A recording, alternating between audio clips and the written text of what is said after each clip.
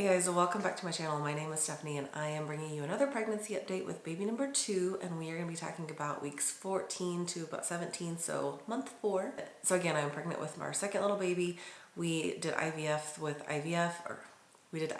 Matthew, and we did IVF with our little baby girl that I am currently pregnant with right now. All right, let's get into the good stuff, the symptoms that happened during this week. So if you can tell, I am still a little bit congested. I have had been sick. I will update that in another video, but it's still running its course, so I apologize if I sound a little raspy or whatnot. So during these 4 weeks, I was still just super tired all the time, always wanting a nap on the weekends, and just really hoping that my energy comes back sometime soon in the second trimester that I keep hearing and hoping about. I also noticed I'm just very emotional. A lot of crying over very simple small things like commercials or songs about being a mom or just random little things like that. Stuff that you wouldn't normally think would do it, but man, I will just weep over certain things like that. Also just realizing that my time with Matthew is so limited now, and baby girl's gonna be here very soon with the holidays coming and then his birthday, and then it's gonna be basically time for her to be here. So just knowing that my time with him is just limited on our one-on-one time, and hoping, that wanting to have the same experience with her and just me and her, and knowing that that's not going to be the case and it's just going to be different, and just feeling like that mom guilt that hopefully I'm not the only one that feels, but just, making sure that you can give your love equally to both of them and that they both feel your love and attention and just all of those things. So just kind of dealing with those emotions, and some days it's not that bad and some days I'm super weepy and emotional about it. So if you have been following along with my pregnancy updates with Matthew, I can link some of those, but I had heartburn so bad with Matthew starting at week 10 and all the way up until I delivered him. It was miserable. So this time I've been very leery and just kind of hoping that that didn't happen again. Week 15, I did have a few nights in a row where I had heartburn. It was not the extreme of what I did with Matthew. It was just enough where I was like, if I try and lay down right now, I'm probably going to be miserable. So I would take some Tums, and I never had a problem sleeping. It went away pretty quick, so I'm just so grateful for that. The only thing that was kind of miserable though was the fact that I did have these just awful headaches weeks 15 and 17. And one day I was working in the office that day and it was just so bad. I told my husband, I was like, I am almost in tears. It hurts this bad. So thankfully, and it's when those hit, it hits for several days in a row, and then thankfully it'll go away. But man, 15 and 17, those weeks, I had some pretty awful headaches those days. So I've only had one craving during this little 4-week update, and that was for Nesquik. I have not had Nesquik with milk in a very long time, and it sounded so good. And even up until now, a glass of chocolate milk at night sounds it's the best thing in the whole. I look forward to it at the end of the day. So it's just very random. And the only aversion kind of thing that I've had is one night, I think it was on week 15, we sat down to eat dinner and we were gonna have a salad, and my husband, it was I had gotten the whiff and I was like, I was like, what? And I looked over and I was like, what did you put on your salad? And he's like, what do you mean? And I was like, what dressing did you put on your salad? And he's like, apple cider vinegar. And I was like, I'm gonna need you to eat that very quickly. And it was just, it was making me a little nauseous. I've never had that happen with any foods or anything. So I was just like, whoa, this is bad.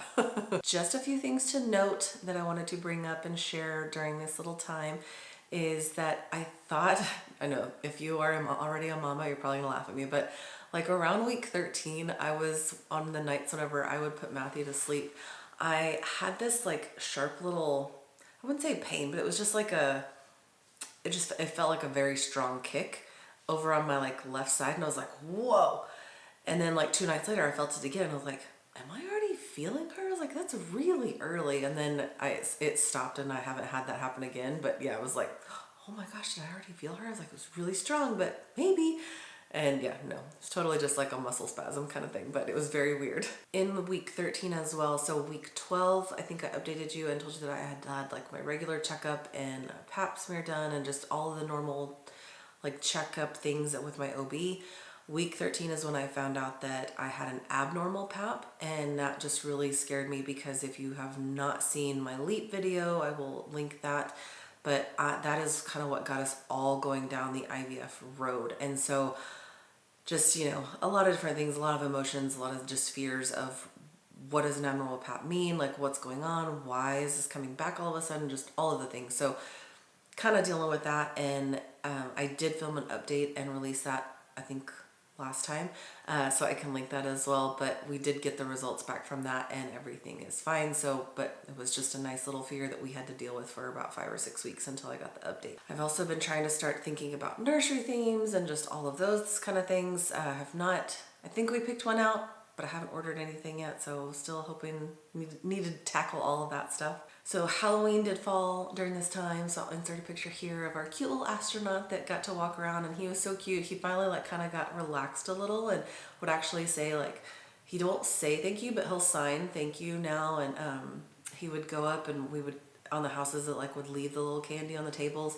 he would grab one piece of candy like I told him, and it was just very, very cute. He would say hi to people finally, so it was just adorable to see him kind of, you know, engage with it this year. We also did our Christmas pictures, so I'll insert those here as well for you to see. And I just, again, it's just so fun to do these kind of things now that we have a little toddler and he's just growing into his own little personality. I will say probably the most eventful week of this little update was in week 17, and that is because Matthew had been coughing a bunch, but he was never running a fever or anything like that. My husband had gone hunting because it was like the first opening weekend of rifle, I believe. Sorry to my honey if I got that wrong.